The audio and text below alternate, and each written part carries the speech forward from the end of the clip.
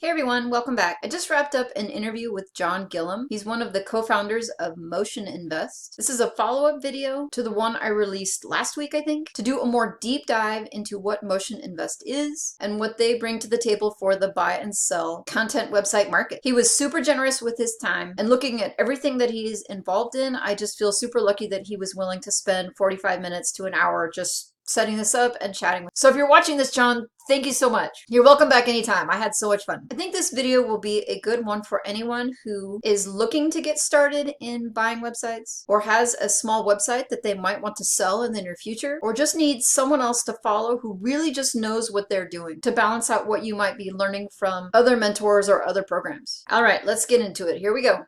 Today we are online today to talk about Motion Invest, and the reason is because I have a whole bunch of new followers who are coming out of the whole income store collapse, and I think there are a lot of people on this channel who either may end up with a site at the end of this that, one, they don't know how to operate, two, they have no idea how to value it or to even understand what it is that they have, and they're not going to know what to do with it. And I also think that there's just not a lot of information out there because not a lot of people are recording videos or putting out content about their experience with someone like Motion Invest or, with Empire Flippers. I mean, there's no reason why my channel ranks so high for Empire Flippers.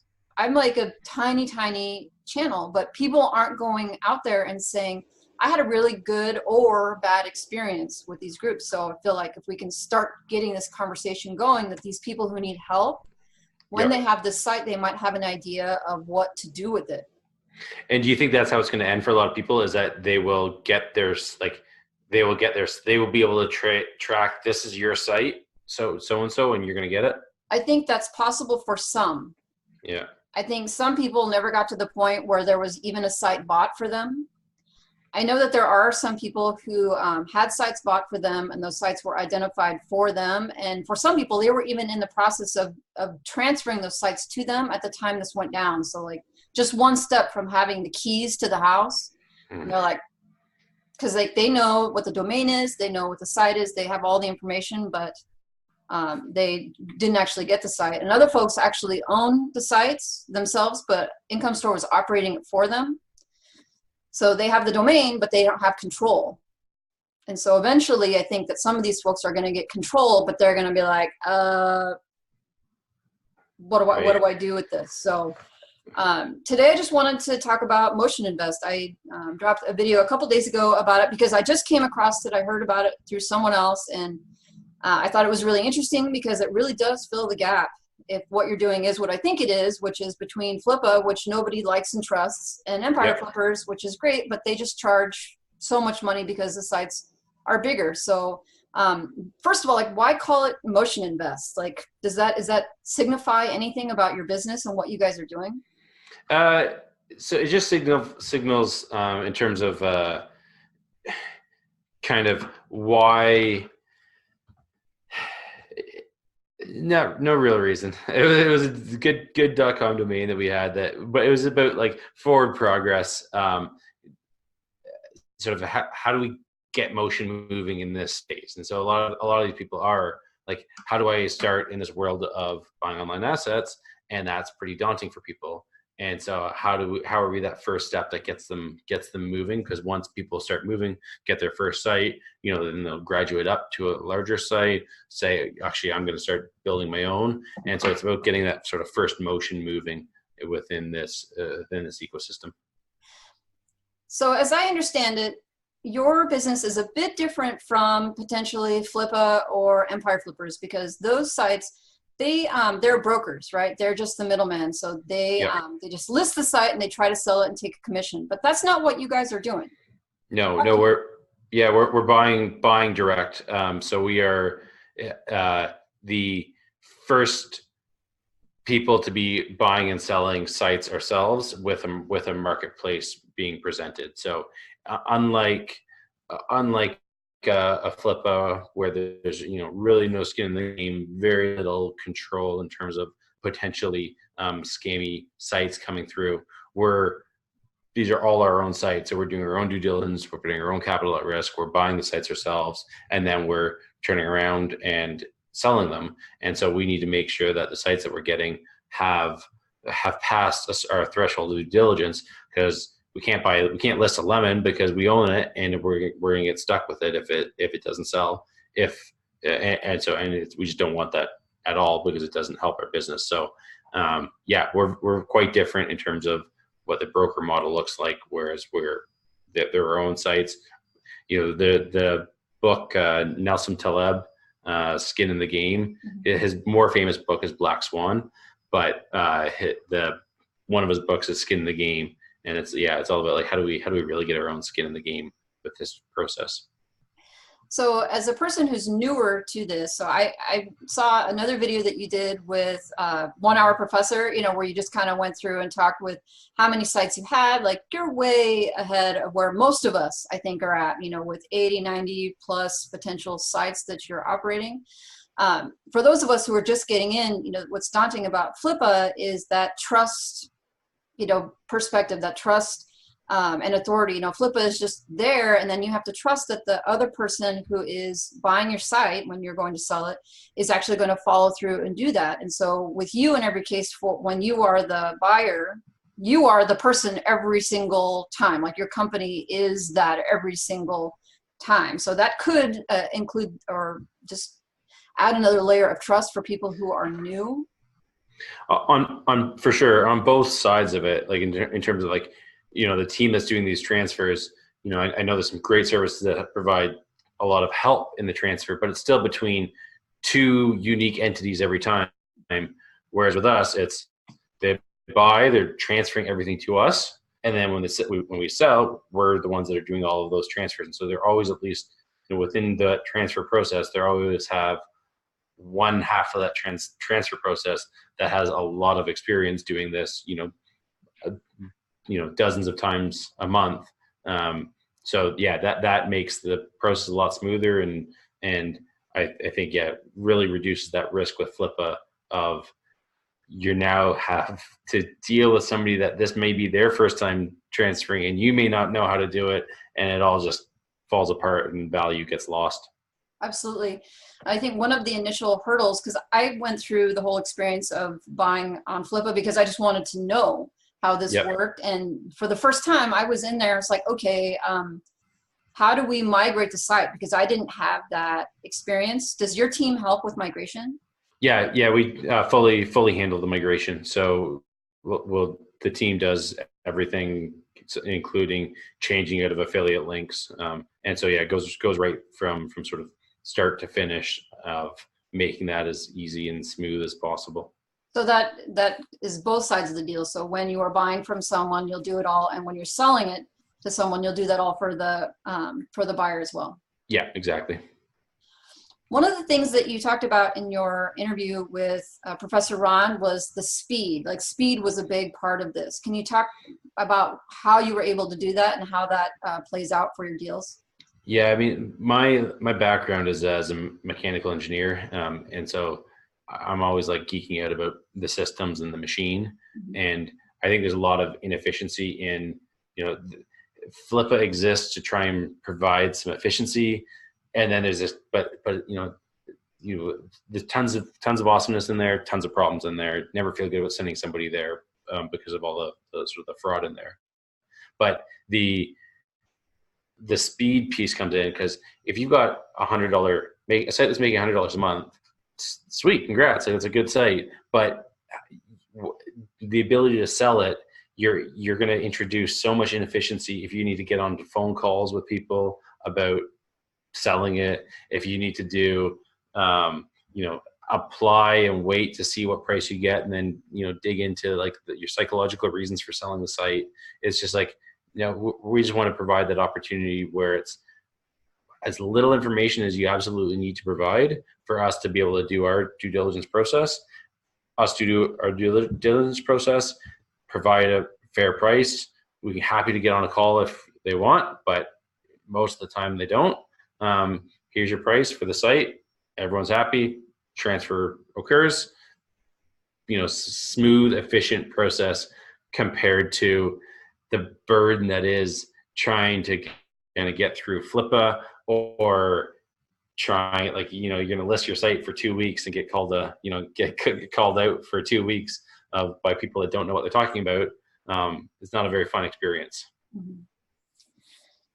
So when you talk about buying and you say, oh, these are for our portfolio, we're buying our sites, and then when we list them later, they are our sites that we are selling. I mean, are you buying sites just to turn around and list them like right away, or are they sites that go into your stable and you work on them for a while? Like, how does that work out for you? We're 4 months-ish old now, 3 months old. So don't have a perfect answer yet because we don't know. Right now we're trying to inject ourselves into as much deal flow as possible and provide value to this part of the ecosystem. So there's a mix. A lot of sites are fairly fast turns because there's a lot of people that are on both sides wanting it. We're only buying sites that are a fit for what we would be happy to hold. But the reality is that there's so much demand on the buy side that we're quickly, if it's in that price range that people are hungry for, we're typically quickly turning them. But we're adding some to our portfolio. It's a real mix right now.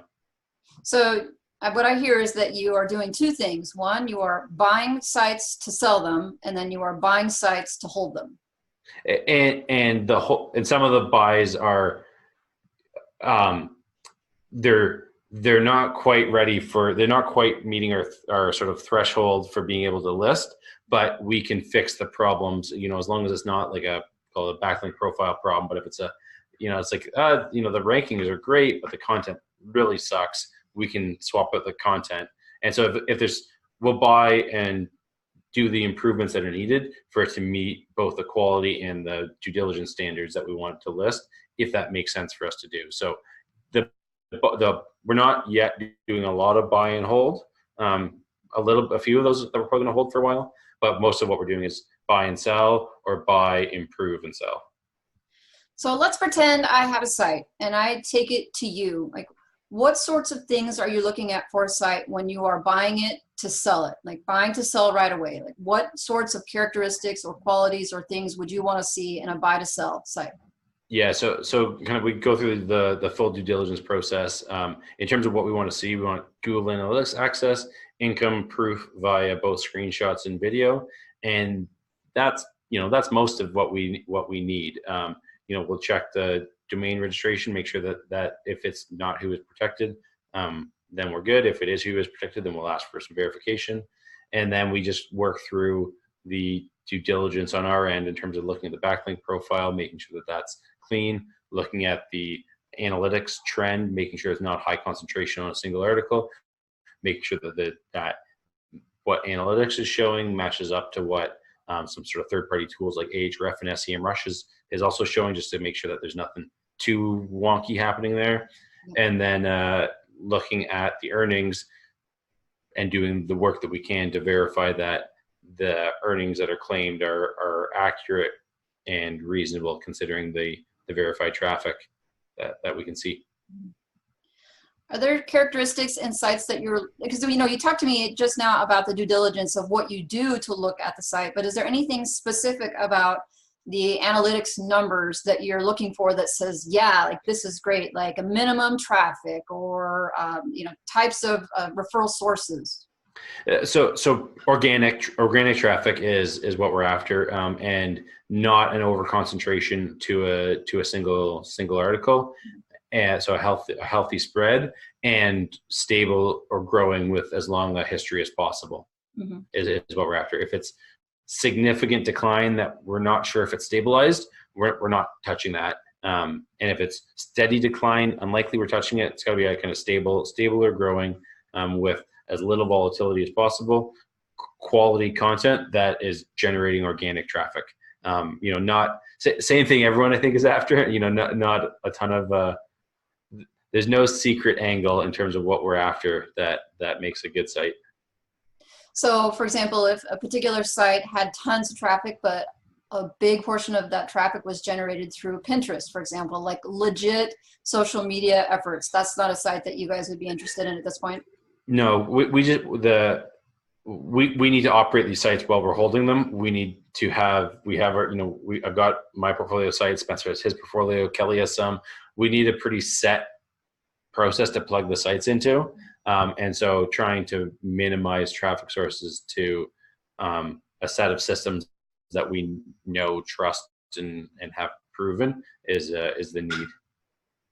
Plus, I mean, it's just more work, right? I mean, it just takes effort to run a Pinterest traffic. I don't know how to do that. Yeah.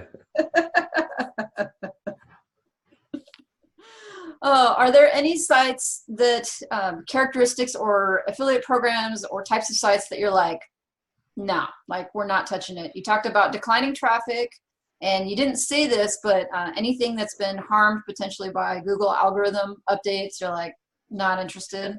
As long as it's stabilized for like a significant number of months. So like if it was a panda or penguin update from yeah, eons ago, and it's stable now or growing, then we just price that in. If it's been in the last few months, then we don't. In terms of affiliate programs, predominantly Amazon affiliate, AdSense, or other popular display ads like Ezoic, Thrive Ads, or Mediavine. Random affiliate programs we try and stay away from, just because sometimes can be some funny business between the relationship between the affiliate and that program. If it's a kind of a custom affiliate program, did they have a sweetheart deal that helped juice the earnings? If it's anything that could be manipulated like that, we try and stay away from. If it's a program that's on Commission Junction or like a more popular like CPA network, then we're okay with it. But if it's a direct to someone, that takes an extra layer of due diligence to make sure there's nothing funny happening there. And so then obviously this excludes drop shipping and FBA and SaaS and all these other more creative types of sites. Just not interested.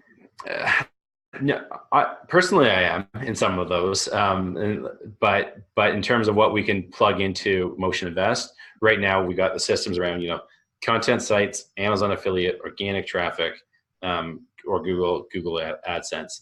That's what most of the market wants, because that's what they know how to operate. That's what a lot of the supply comes from, because that's what a lot of things that people have built, and it fits nicely. So people come to us with FBA businesses, not our thing. Some SaaS, again, not our thing right now. So yeah, we're staying strictly focused on the organic content sites. So if somebody has one of those sites and it's good, you're basically saying right now, don't even reach out to us. I might be interested in it, but I just can't handle it right now. Hang on to it or go somewhere else. Exactly. Yep.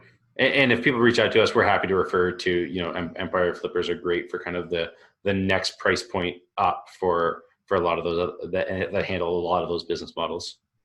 Is there a minimum amount of traffic that you would say this is a threshold for people to even have you look at their site? So minimum earnings. So I mean, even we'd like to be around kind of the $100 a month, but we have listed sites that and bought sites for less than that if some other metrics are happy. We're happy with. So in terms of traffic, as long as it's the traffic that's generating the revenue, we're buying.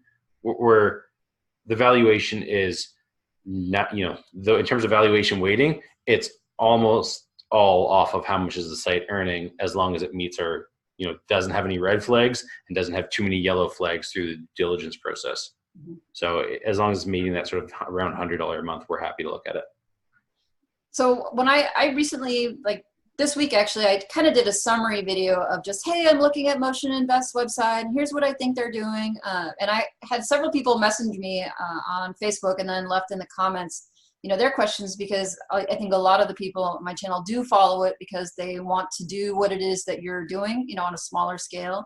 And one of the common questions was, I wonder how much they are really spending to acquire sites, and, looking for some insight into how you come up with that initial offer. I wondered if you could speak to more about that. Yeah, so it's depend. So there's nowhere for people to go. So I'll say we buy it the sort of the bottom of fair market value and sell at the top of fair market value. That's sort of the short answer. the long answer is that there's really nowhere for people to go to sell their website fast. And there's life situations where people need to sell a website fast. And so if they need cash in their PayPal account within 24 hours, 12 hours, 8 hours in some cases, we will expedite due diligence and the price will reflect that expedited effort. So short answer, bottom of fair market, sell top of fair market.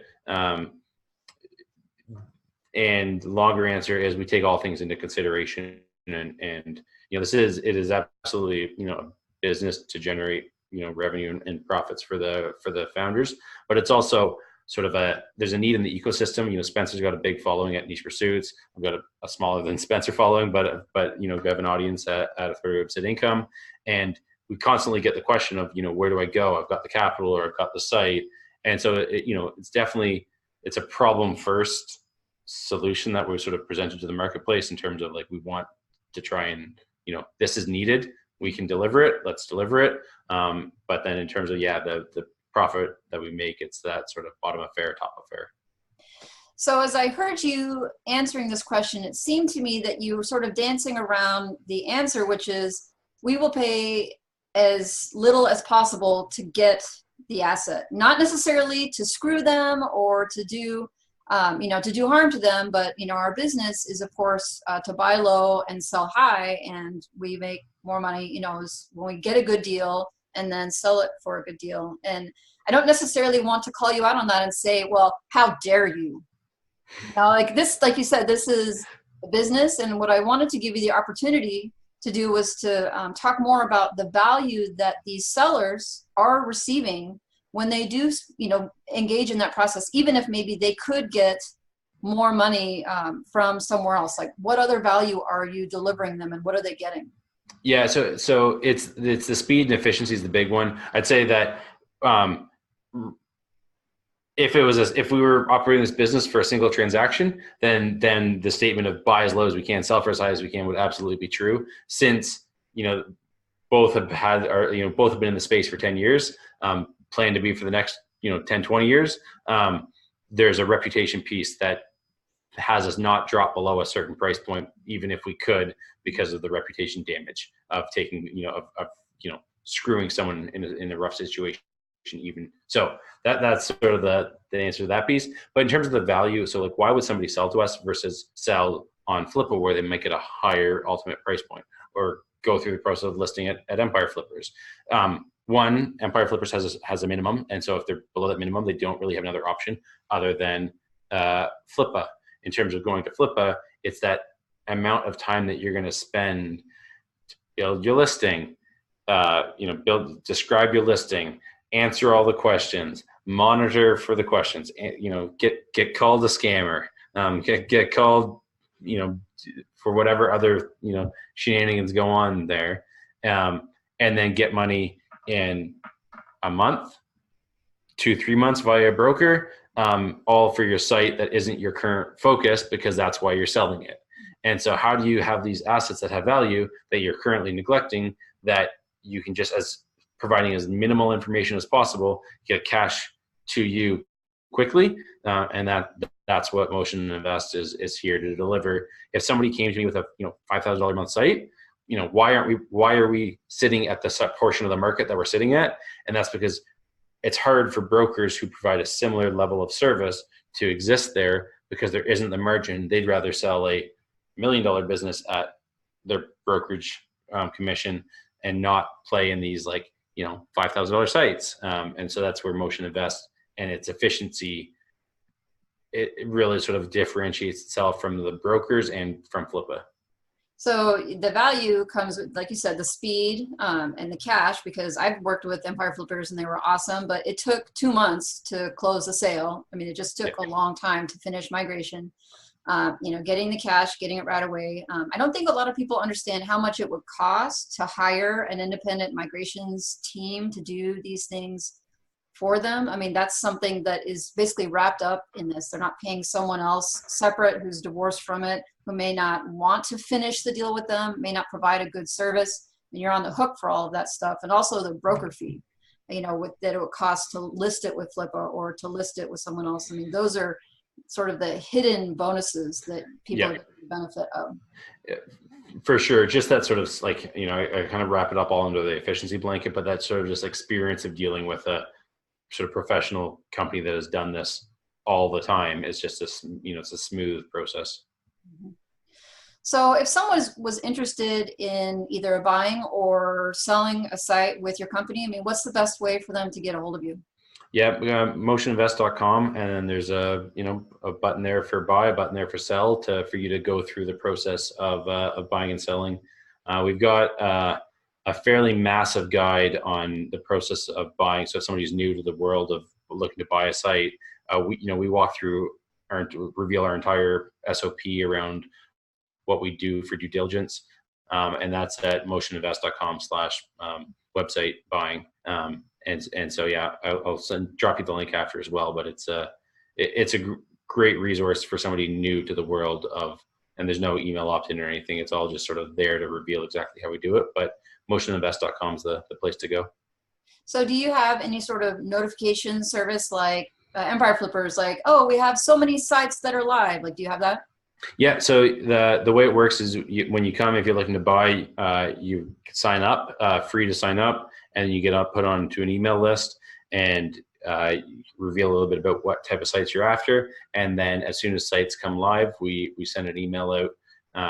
Sometimes they go, sometimes it's violent how fast they go, if it's at the right price point. But yeah, so depending on what your price point is, watch a few that come through. But then, yeah, unfortunately, right now you need to really be ready to pull the trigger for especially sort of the sub 10K sites, which aren't listed anywhere else. They go in. Yeah, one went this week in under a minute. Yeah, there are a lot of people who are looking for sites that are under $10,000, and I put myself on that list as well. I'm one of those. Yep.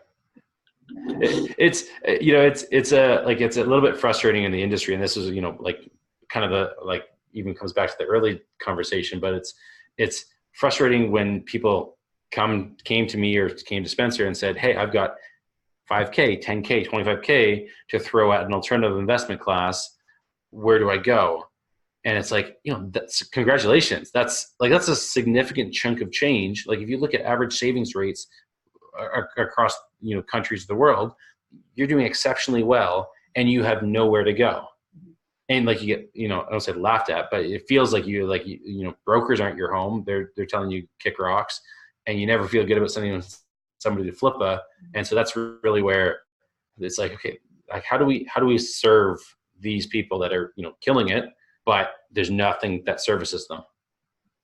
Well, not only do they have nowhere to go, but I think those folks, and I put myself in that category included, end up making choices and getting involved in other projects that maybe we wouldn't have if that other option had been there. Like maybe these people can't find a content site, but they'll say, oh, okay, well, I have this money, I should invest it. I'll go with FBA, or I'll go with some other business model that wasn't really what they wanted to do in the first place, but lacking any other option, they jump into a dropshipping store because that's the only thing available to buy. Yep. I totally agree. That yeah. So circling back around to our folks that may be involved with income store, like what sort of advice maybe you would have for individuals who are looking at making a decision about taking their site or letting them sell it? I mean, is there anything that you might want to speak to those people about as far as what they should consider? Yeah. I mean, certainly followed this story, and thank you for the amazing coverage you're doing. And first, extremely sorry for those that have been affected. It's a black mark on the industry, and yeah, it's unfortunate for us. Those that are affected feel very bad for. We're happy to if they know what their site is and they're trying to get an honest assessment of the valuation.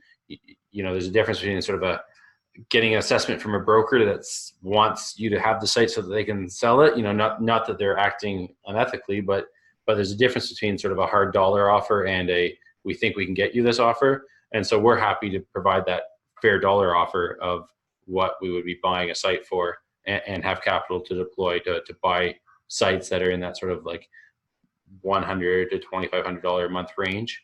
And so one, we're happy to, give a fair, firm offer. And then second, we're just happy to chat to anybody that has a site that's in the space or looking to buy a site and what they should be doing. So they can come to Motion Invest and contact the team. And then in terms of general feedback to somebody, if Motion Invest didn't exist, what should they think about?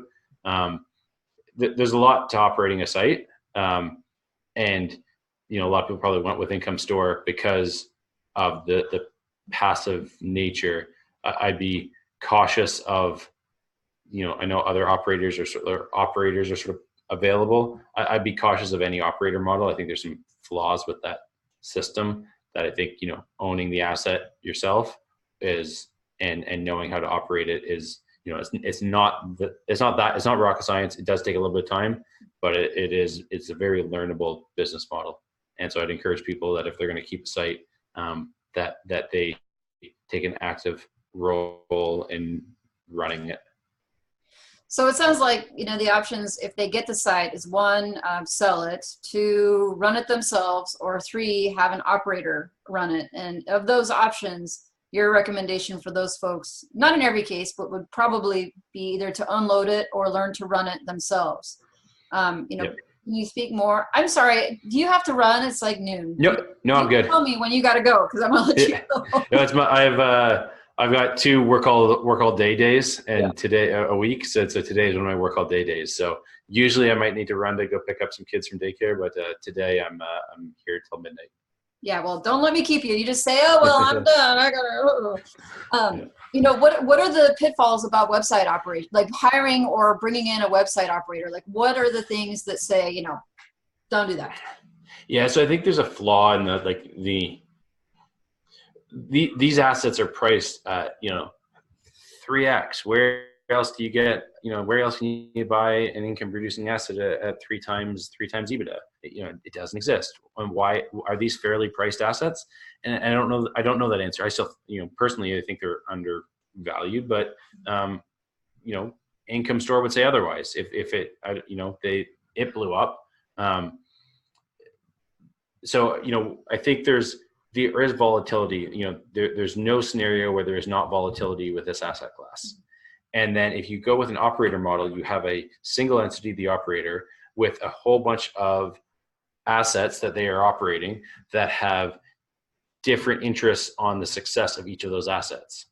And so what ends up happening is, as a site goes down, whoever owns that site, so if you're the operator and I give you a site to operate and it goes down, I'm going to get louder. And I'm going to say, what's going on? And your incentive is going to do enough work on that site for me to not fire you and take it back. And so you're going to end up spending more time on the losers. And a site that's grown by 50%, you have you have a site and then you grow it by 50%. I'm a happy guy. I'm not the squeaky wheel. And so you end up putting effort into the losers instead of doubling down on the winners. And so I think it's very hard to run a operator model where isn't really a fund structure, where you have different people, LPs or whatever the structure is. But if you have a whole bunch of different people who have a whole bunch of different interests, you get this weird incentive alignment where you're putting effort in on losers instead of doubling down on the winners. So if somebody decided that they were going to take the site and hold it, but learn how to be an operator, where would they, do you have any recommendations about the resources that they should consume? This is a chance for you to say which courses you think are great, including your own. Like, if you have anything out there you think, here's a good place to start when you're like, I don't know what I'm doing. I don't know what this is. Like, where should these people go? Yeah. So I don't have a course. I've never had a course. Don't plan to ever have a course. But in terms of where would people go, I think there's a lot of good courses. The Authority Hacker guys are awesome, a little more advanced. Doug Cunnington and You Say Project, solid course. Those are 2 that I've sort of personally gone through for my own interest sake. And then there's some great free resources, Spencer's blog. Hopefully my blog's useful. Your YouTube channel, etc. I think Miles Beckler has a great YouTube channel. I think you start poking around. It doesn't take long to reveal itself. One place that I've sent some people recently with a lot of success is Udemy, and Oh, just some kind of basic Udemy courses. It's so well structured. It's like $12, but it's it's just enough money that people are interested in seeing it through to completion, yeah. and it's structured and organized well. And so that's been a great place for different skill sets to get learned in a structured way, at insanely cheap prices. I keep trying to tell high school kids that they should just save $38,000 and spend $2,000 in 4 years on Udemy courses, but no one's taking me up on that yet. I think we're moving that way in general. I just have a couple of random other questions, and then I'm going to let you go. And that's Sure. from just sort of my poking around and sleuthing into your blog and the rest. Yeah. But I see that you have some other brands and some other projects in the works, brandbuilders.io and Content Refine. Yep. Then you also have this Blade.software, this ad sort of thing, and you're like a blockchain expert of some kind. So it is I've always kind of wondered what that first experience for somebody that's doing that first sleuthing looks like. So what the hell is this guy thinking? Well, I don't know how you sleep if you're doing this magic, this thing you have, the brandbuilders.io looks like pre-made affiliate sites. Yep. And then Content Refined will do all your content basically in the package, and sometimes for up to 12 months or longer. People are buying packages for content for months, and then this whole earn money with this ad blocker thing. How do you do it all? Right. So I mean, most of those businesses all have a really good manager in place. So I mean, each one of those, it starts with kind of call it the core, which is me talking about what I do online and trying to test out different systems, and then building systems for my own portfolio, and then building an extra capacity. And so most of these things have grown from that rinse and repeat model of, I talk about what I do, I show exactly how to do it, and then if people can do it, or I build in the process and the system and build extra capacity for people to go to buy it from that service, and then put a manager in place. And that's, Content Refined, run by Maddie. She's, doing an amazing job there. Really good content, pushes out 1 million words a month, significant volume through that business. Wow. Brady at Brand Builders recently sort of transitioned there, doing a fantastic job. I'm really passionate about helping people even earlier than Motion Invest, but get started online. And then Kelly is in charge of Motion Invest, and then the sort of my focus is on just kind of my portfolio and me doing stuff online, and then on the blockchain project, which is AdBank, and Blade, which is a kind of a great spot for me to deploy as much mental capacity as I have to try to kind of play in that world. Well, maybe one of these days I'll grab you back and then we'll talk more about those. Because I could literally go down the rabbit hole to hear. I would love to hear all about that other stuff. I wanted to highlight. Yeah, happy to geek out on that. Well, I went to your blog, getting ready for this interview, and I did think, and I do think people who are watching this, that's a really great place to go, because you really highlight how much experience you have doing this. And I wanted to touch briefly on backlinking, because I think a lot of people who follow this channel are also members of other courses like Project 24. And I'm not going to diss on anybody, because I think what they're doing over there, they're getting a lot of people into this world, and I really respect what they're doing over there. But what happens is people come to my channel and they're afraid that if they go out and actively seek a single backlink, that their website is going to explode.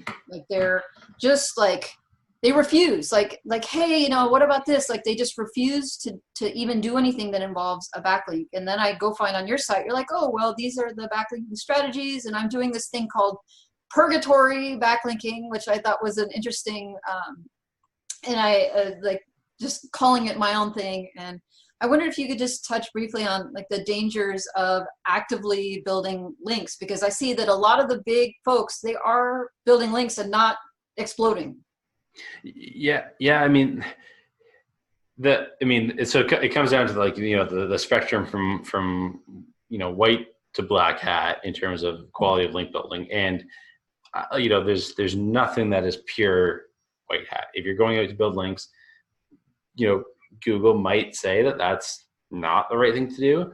But the reality is that the reality is that the biggest players do it. And there's a difference between doing it in a way that is congruent to making the internet a better place. Like, hopefully I'm going to get backlink from the YouTube video that we're doing. I'm not going to say don't do that. Of course I want that. That helps me. It's still the most correlated metric for search results. And so, the way I would encourage people to think is, I think there's this, and I contribute to this problem in the standpoint of, like, I put out a post and it's on this link building strategy. Cool. But there's a disconnect between the sort of content, and I got a post on this recently as well, but the difference between kind of content writing and content marketing, that what's the difference between those two? And it's that if you push out words, your content writing, if you push out words attached to a strategy that will result in promotion of that piece of content, then you're into starting to play content marketing. And that can look like, identifying an opportunity that needs to exist in the world around, a link building strategy, or a piece of content, and then attach a link building strategy to that piece of content. And so trying to think about it, the feedback that I would say to the question, and I hope it's answering it, is that finding congruency between creating content and promoting that content that naturally results in links is what we should be doing here. And then we just come up with different names for the different tactics that we can deploy to do that. So yeah, hopefully that answers the question. But happy to be more specific if it's helpful. No, that's all right. I know that you were busy and I got to run too, but I just wanted to give you a final chance. Is there any place that people should look to find you? Other blogs or social media or whatever. Like, what's the best place to follow you as you create content? Yeah, so the hub of kind of what I do is at websiteincome.com, and then the kind of what we talked about a bunch is Motion Invest, but we've got the service for creating content at Content Refined, and then we've got the service for buying and selling content sites at motioninvest.com. So you said websiteincome.com or authoritywebsiteincome.com? So it's going to be websiteincome.com shortly. So I have the domain, but so I'm just trying to back to the backlink discussion, trying to get the mentions and the links out there for that. It will eventually be Website Income. That was supposed to be a little while ago, but hopefully still this quarter.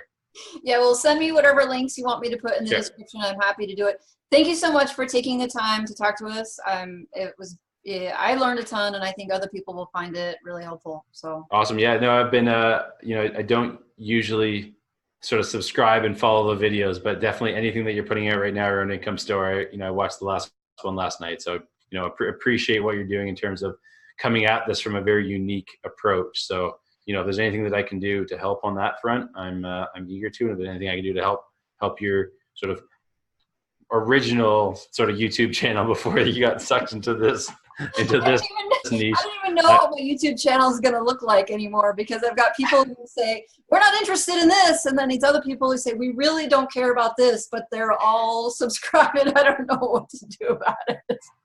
Yeah. This is actually my attempt to sort of like mash them together. Honestly, okay. Because, I think people from the Income Store stuff would get a lot out of this. And then the people who are originally following the channel, who are here to learn about doing what I'm doing, which is building and buying and selling, from scratch, from the beginning, because I put myself like, we're in the first 2 years of doing this. I don't want to say beginner anymore, but I'm not experienced, right? Yes. So, it takes, I like that mindset, because it takes it was 7 years before I pulled the trigger on the job. All right. Well, thank you so much. And then, God, we'll chat soon. Okay.